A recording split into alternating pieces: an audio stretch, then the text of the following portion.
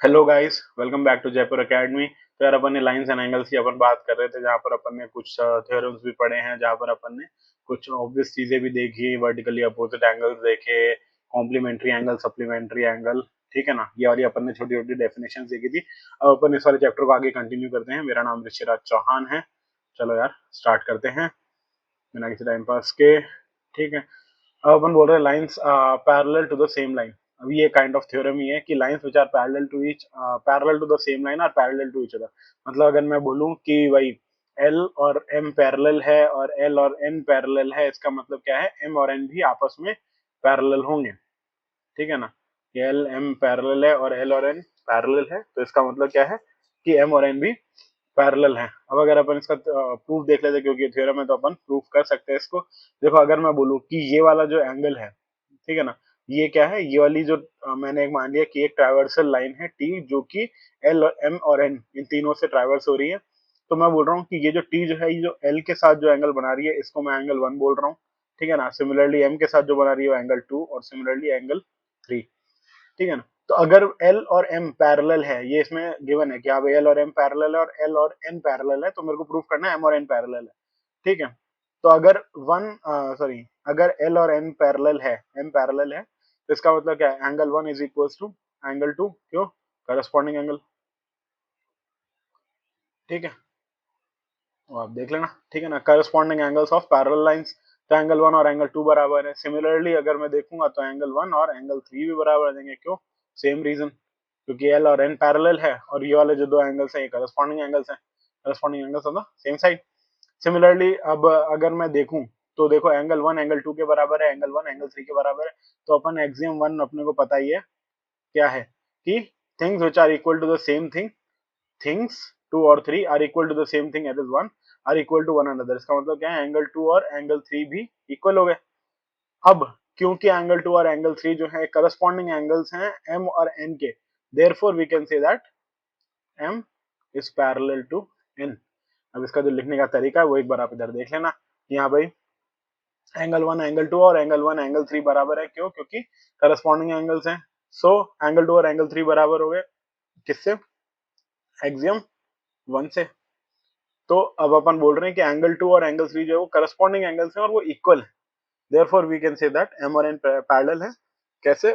Converse of corresponding angles axiom, sorry. ठीक है ना, converse of corresponding angles axiom. तो अपन यार एग्जाम्पल देखते हैं। एग्जाम्पल्स से बहुत अच्छा समझ में आएगा। ठीक है ना, आपको विजुअलाइज काफी अच्छा होने वाला है। तो एक बार अपन ये देख लेते हैं। ठीक है, अब इसमें क्या गिवन है, इस वाले फिगर के अंदर इसमें दिया है कि पी क्यू और आर एस पैरेलल है, यानी कि पी क्यू और आर एस जो है ये दो लाइंस पैरेलल हैं। एम एक्स क्यू की इसने वैल्यू दे रखी है, एम वाई आर की इसने वैल्यू दे रखी है। तो मेरे को निकालना है एक्स एम वाई। मेरे को क्या निकालना है, मेरे को पूरा एंगल निकालना है। ठीक है ना, तो इसका देखो मैं छोटा सा एक कंस्ट्रक्शन कर रहा हूँ। ठीक है ना, कंस्ट्रक्शन क्या है कि मैं एक लाइन बना रहा हूँ। ठीक है ना, construct a line parallel to L, sorry P Q. P Q के पैरेलल बोल रहे हैं, आर एस के पैरेलल बोल रहे हैं, बात बराबर ही है। तो पी क्यू के पैरेलल में एक लाइन कंस्ट्रक्ट कर रहा हूँ, passing through M, passing through M, sorry capital M है ये। ठीक है ना, उस वाली लाइन को मैं बोल रहा हूँ क्या, ए बी। तो अगर मैं यहाँ से एक पास होती हुई एक पैरेलल लाइन बना लूँ इधर, जिसका मैंने नाम रखा है क्या, ए और बी। ठीक है ना, ए बी मैंने इस लाइन का नाम रख दिया। तो अब मेरे को क्या निकालना है, देखो। अब अब ये पी क्यू और ए बी भी पैरेलल है। तो अब देखो ये वाला एंगल क्या है, 135। तो अगर मैं एक्स एम बी की बात करूं, तो ये बेसिकली क्या है, इंटीरियर एंगल प्रॉपर्टी से इन दोनों का सम कितना होता है, 180 डिग्रीज। ठीक है ना, तो अगर क्यू एक्स और एम है, तो angle Q X M plus angle X M B, इन दोनों का सम कितना आता है, 180 डिग्री। इंटीरियर एंगल प्रॉपर्टी हो गई भाई, interior angle on the same side. अगर ये वाली दोनों लाइन पैरेलल हैं तो इसका सम कितना होता है, 180 डिग्रीज। तो अगर एक्स एम, मेरे को किसकी वैल्यू पता है, क्यू एक्स एम की वैल्यू मेरे को पता है, तो क्यू एक्स एम की वैल्यू यहाँ पर डाल दो, कितना आएगा, 135 degrees. Plus X M B ऐसे का ऐसे रहने दो, इसकी वैल्यू अपने को निकालनी है, और ये कितना आ जाएगा, 180 डिग्रीज। तो ये कितना आ गया, एक्स एम बी की वैल्यू कितनी आ गई 45 डिग्री, ठीक है ना। एंगल एक्स एम बी की वैल्यू मेरे पास आ गई यहाँ पर क्या 45 डिग्री। अब अच्छा इससे पहले एक और चीज कि हाँ भाई अगर ये वाली लाइन ये वाला जो एंगल है एक्स एम और वाई ये अल्टीमेटली है क्या, एक्स एम वाई जो एंगल है ये है क्या, बेसिकली एक्स एम बी और बी एम वाई का ही तो सम है। Angle X M B plus B M Y का ही तो सम है। तो ये अपन इसको बोल देते हैं फर्स्ट इक्वेशन, ये वाली अपन बोल देते हैं एक सेकेंड, ठीक है ना। अब देखो बी एम वाई और एम वाई आर ये दोनों इक्वल है, क्यों, ये इंटीरियर एंगल प्रॉपर्टी भाई कि हाँ भाई ये वाला और ये वाला एंगल क्या है, ये वाली दोनों लाइंस पैरेलल हैं, तो ये वाले और ये वाले इंटीरियर इंटीरियर अपोजिट एंगल्स हैं, तो ये वाले दोनों एंगल्स इक्वल होते हैं, ये अपने को पता ही है। तो एंगल क्या आ जाएगा B M Y is equals to angle कितना है एम वाई आर, ठीक है। तो एम वाई आर की वैल्यू मेरे को पता है कितनी है 40 डिग्री। तो एंगल बी एम वाई की वैल्यू कितनी आ गई 40 डिग्री, ठीक है। अब इस वाली ये 3 है, तो अगर मैं 2 और 3 इन इक्वेशन 1 डाल दूं तो एंगल एक्स एम वाई की वैल्यू कितनी आ जाएगी, एक 45 है और एक 40 है, तो 45 डिग्री प्लस 40 डिग्री ये कितना आ जाएगा 85 डिग्री। बस यही अपने को निकालना था।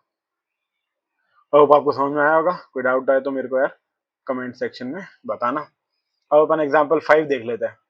If a traversal line intersects the two lines the such that the bisector of a pair of corresponding angles are parallel, then prove that the two lines are parallel। देखो इसने क्या बोला है कि एक ट्रैवर्सल लाइन है जो कि इस तरीके से इंटरसेक्ट कर रही है दो लाइंस को सच दैट कि जो बाइसेक्टर्स होंगे इन एंगल्स के, ठीक है ना। ये जो बाइसेक्टर है देखो ये यहाँ पर जो एंगल बना रही है, एंगल क्या बना रही है ए बी क्यू जो एंगल बना रही है, और एक बी सी एस एंगल बना रही है। ये बोल रहा है कि ये जो दो एंगल बना रहे हैं अगर मैं इनके एंगल बाइसेक्टर्स बना रहा हूँ तो ये दो एंगल बाइसेक्टर्स हैं ये पैरेलल है, यानी कि अपने को गिवन है कि be is parallel to C G, ये अपने को गिवन है, ठीक है ना। और अपने को क्या बोल रहा है कि प्रूव दैट अपने को ये लाइन जो है यानी कि पी क्यू और पैरेलल टू आर एस मेरे को प्रूफ करना है। ये क्या है टू प्रूफ, और ये है अपने को गिवन, ठीक है ना। ऐसे देखो अच्छे से लिखेंगे यहाँ पे कि टू प्रूफ क्या करना है, गिवन अपने को क्या क्या है, कौन कौन से एंगल है, हर एक प्रॉपर्टी को अपने को लिखना है कि हाँ भाई इस प्रॉपर्टी की वजह से ऐसा, मतलब उनका रीजन लिखना है। जो भी अगर आप अगर कोई कंक्लूजन पे आ रहे हो तो उसका रीजन आपको लिखना है, तभी नंबर मिलेंगे, ठीक है। तो अब इसलिए अपने को गिवन है बीई और सीजी जो है ये बड़ा जो है ये पैरेलल है। तो मेरे को क्या प्रूव करना है, मेरे को प्रूव करना है कि ये वाले जो दोनों लाइनें हैं ये पैरेलल है। तो देखो अगर मैं ये वाला देखूं, देखो इसको अगर मैं थोड़ा सा एक्सटेंड करूं आपको क्लियर होने लगेगा, इसको थोड़ा सा एक्सटेंड करो और इसको थोड़ा सा एक्सटेंड करो। अब देखो बीई और सीजी जो है ये दोनों लाइंस मेरे को पैरेलल दे रखी हैं, ठीक है ना। तो सबसे पहले तो अपन एंगल बाइसेक्टर्स इसने दे रखा है कि हाँ भाई बीई और सीजी जो है ये एंगल बाइसेक्टर्स भी है बी ए बी क्यू और बी सी एस के। तो पहले अपन ये लिख लेते हैं कि एंगल ए बी ई किसके बराबर है, एंगल ई बी क्यू के। सिमिलरली एंगल कौन सा आएगा ये बी सी जी बराबर है किसके, एंगल जी सी एस के। क्यों, क्योंकि ये एंगल बाइसेक्टर्स हैं जो कि गिवन है अपने को, ठीक है। अब ये दोनों एंगल्स बराबर हैं। अब देखो एंगल ए बी ई है और बी सी जी है, ये दोनों एंगल्स इक्वल होंगे, क्यों, क्योंकि बीई और सी जी जो है ये दोनों पैरेलल लाइंस हैं, और ए डी जो है ये इनकी ट्राइवर्सल है। देखो ऐसे एकदम अलग से बना, ये ऐसे ऐसे और ऐसे ही तो बना हुआ है। तो अब देखो ये ए है और ये बी है, सॉरी ए डी है, ये बी और ये सी। तो अब ये जो है ये ट्राइवर्सल है, तो मैं ये वाला एंगल और ये वाला एंगल क्या है बराबर ही तो है। अगर पूरे पूरे एंगल्स, सॉरी ये पूरे पूरे एंगल्स नहीं, ये बीई है और ये सी जी है, तो बेसिकली ये वाले एंगल्स क्या हैं बराबर होंगे, क्यों, क्योंकि करस्पॉन्डिंग एंगल्स हैं। बस इधर लिख दो angle B A B E is equals to angle B C G. ये दोनों एंगल्स बराबर हैं, क्यों, करस्पॉन्डिंग एंगल्स हैं। ठीक है। तो अगर ये वाले दोनों एंगल्स बराबर है तो बस इनको यहाँ पर पुट कर दो एक बार कि देखो अगर ए बी क्यू क्या आएगा, A B Q is A B E और ई बी क्यू, इन दोनों को ऐड करूंगा तो ए बी क्यू बनेगा। अब ये वाला एंगल अगर ये हाफ है, ठीक है ना, अगर ये वाला एंगल इसके इक्वल है तो इसका मतलब इसका डबल भी इसके डबल के इक्वल होगा, ठीक है ना। इसका तो लॉजिक अपने को पता ही है कि अगर देखो ए बी ई और बी सी जी तो इक्वल आ गए, तो मैं क्या बोल रहा हूँ इनको डबल कर लो। इसको डबल करूंगा तो ए बी ई और ई बी क्यू दोनों बराबर ही हैं, तो दोनों का डबल कर दो, इधर ए बी ई आ जाएगा is equals to double of angle B C G. अब double of A B E क्या है, A B Q. Similarly double of B C G क्या है, बी सी एस। ठीक है, तो इसका मतलब क्या हो गया कि अगर ये वाले दोनों एंगल्स क्या है, करस्पॉन्डिंग एंगल्स हैं, तो कन्वर्स ऑफ करस्पॉन्डिंग एंगल्स अगर मैं लगाऊं एंगल से, क्या होगा, ये वाली दोनों लाइंस पैरेलल हो जाएंगी बस, और क्या। तो P Q parallel to R S, जैसा अपन ने ऊपर बताया था कि यहाँ पे, यहाँ पर अपन ने क्या किया था, सॉरी इसमें नहीं, इसमें कि यहाँ पे अपन ने कन्वर्स ऑफ करस्पॉन्डिंग एंगल्स लगाया था। यहाँ पे अगर ये वाला एंगल और ये वाला एंगल अगर इक्वल है तो converse of corresponding angles axiom अगर अपन लगाएंगे तो ये वाली दोनों लाइंस पैरेलल हो जाती है। तो अपन ने वही चीज यहाँ पर यूज करी है कि हाँ भाई अगर बी ए बी क्यू और बी सी एस जो है ये अगर बराबर है तो इसका मतलब क्या है कि ये वाली जो लाइंस है पी क्यू और आर एस जो है ये पैरेलल है। देखो यार अपन देख लेते हैं एग्जांपल नंबर 6। एग्जांपल नंबर 6 क्या दे रखा है देखो अपने को, ए बी और ई एफ जो है ये ए बी और सी डी मेरे को परपेंडिकुलर दे रखे हैं, यानी कि ये वाली और ये वाली लाइन। सिमिलरली सी डी और ई एफ मेरे को परपेंडिकुलर दे रखे हैं, मतलब ये तीनों लाइनें आपस में परपेंडिकुलर है।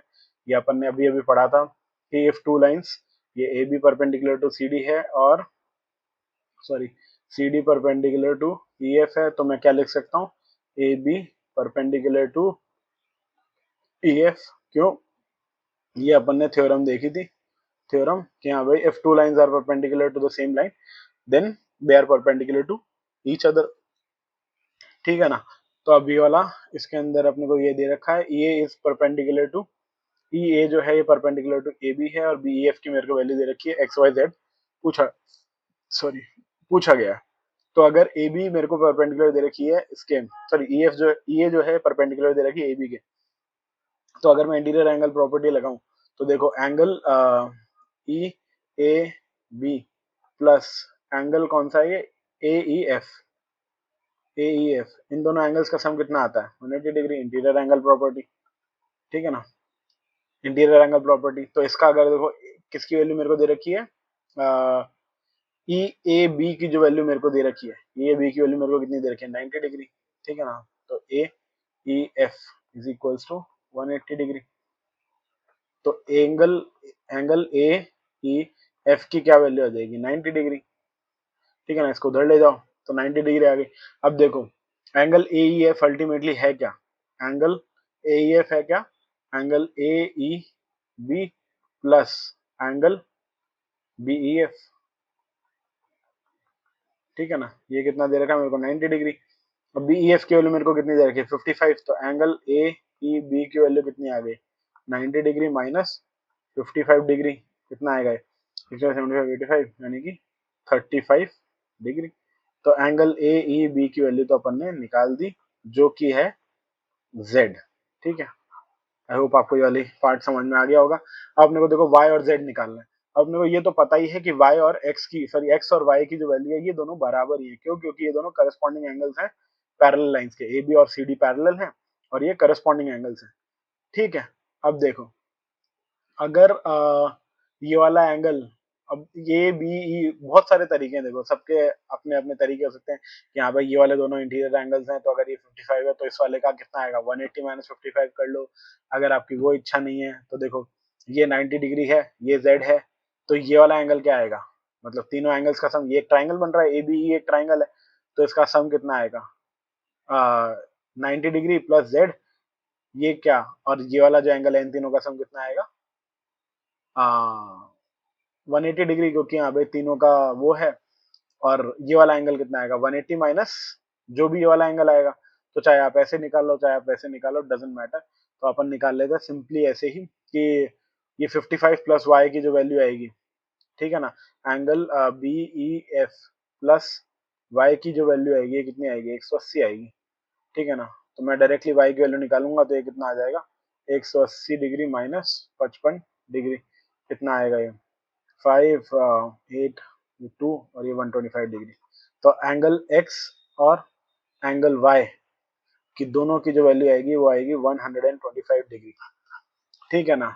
अगर अपन दूसरे तरीके से देखते हैं कि हाँ भाई मैं तो बोलूंगा कि ए बी ई अगर मैं ट्राइंगल बना रहा हूँ, ठीक है ना, तो जेड और ये वाला कितना है 90, तो जेड की वैल्यू मैंने कितनी निकाली है 35। तो एंगल ये ए ई बी है, angle A E B plus क्या आएगा angle Z plus angle A B E, इसका सम कितना आएगा 180 डिग्री। ठीक है ना। तो बस यहाँ से मैं इसको निकाल लेता हूँ कि एंगल ए बी ई की वैल्यू मेरे को निकालनी है। तो एंगल ए बी ई की वैल्यू कितनी आएगी, ये 90 है और ये 35 है, 90 प्लस 35 कितना हो गया 180 डिग्री, माइनस 90 और 35 90 110 105 125 135। ठीक है ना। 135 डिग्री हो जाएगा माइनस, तो ये वाला कितना आ गया 55 डिग्री। ठीक है। अब ये वाला जो एंगल है एक्स जो आएगा वो क्या आएगा, ये वाला और ये वाला एंगल का सम कितना हो गया 180 डिग्री। तो इसका मतलब एक्स जो आएगा 180 माइनस ए बी ई आएगा। तो इसके अंदर से अगर मैं एक्स की वैल्यू कितनी आ जाएगी 180 degree minus A B E, 180 degree minus A B आ जाएगा। 180 डिग्री माइनस ए बी करूंगा तो एक्स की वैल्यू कितनी आ जाएगी 1 माइनस 55 डिग्री, वापस से वही आ जाएगा 180 माइनस 55 डिग्री कितना हो गया 125 डिग्री। ठीक है ना। आई होप आपको ये वाला भी एग्जांपल समझ में आएगा। इसकी काफी अच्छा क्वेश्चन है, इसके अंदर 2-3 अप्रोचेस आराम से हो सकती हैं। तो ठीक है, इसको आप एक बार खुद से भी सॉल्व कर लेना।